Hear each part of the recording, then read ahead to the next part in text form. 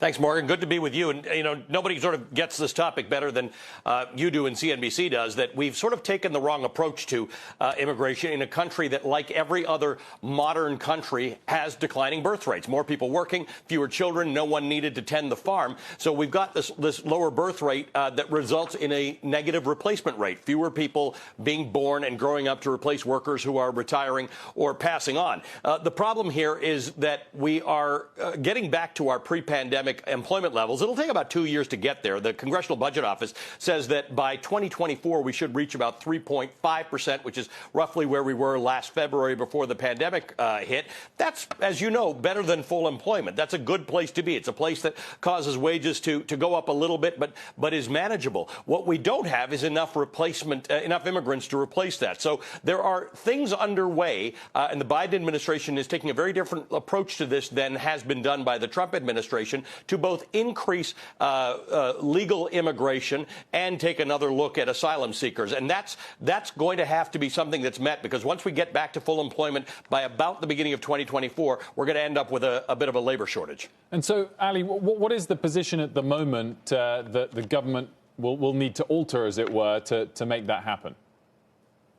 Well, they got to do a few things, and they're proposing it as part of the Citizenship Act of 2021. One is make visa wait times equal regardless of where you come from. So sort of be a little more encouraging to have people apply for legal immigration to the United States. The second thing, which is really important, is localities. States and localities can have a way of having the federal government and immigration policy affect them. Right now, we have no way to adjust for immigration that localities require. Parts of the country that have shortages of particular workers. In some parts of the country, it's agriculture. In other parts of the country, it's high tech and engineers.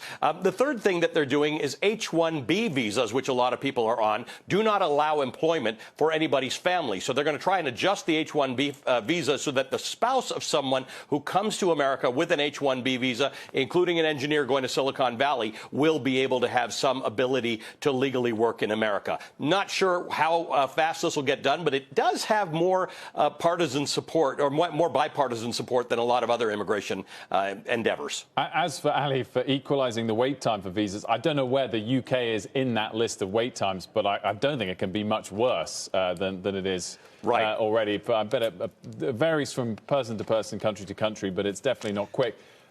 Going to your area of expertise, Ali, you've done our job already perfectly. What is going to be the political pushback or embrace of these sorts of policies?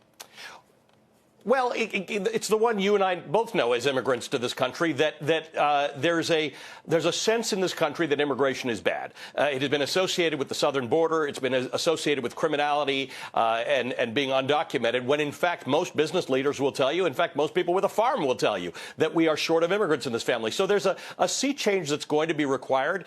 It is worth noting that for people planning to migrate over the next 3 years, the United States is far and away the single most popular destination. But it has been falling on that scale. People wanting to go to Germany, people wanting to go to Canada, places that are just a little more welcoming of refugees and immigrants. So it's a double-edged sword here. We have to actually fix it for economic reasons, and then we've got to rebrand immigration so that people don't think of immigration as a negative or a bad thing.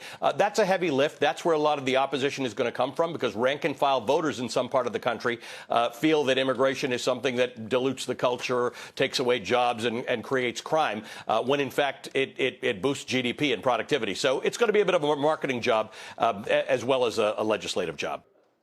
Shepard Smith here. Thanks for watching CNBC on YouTube.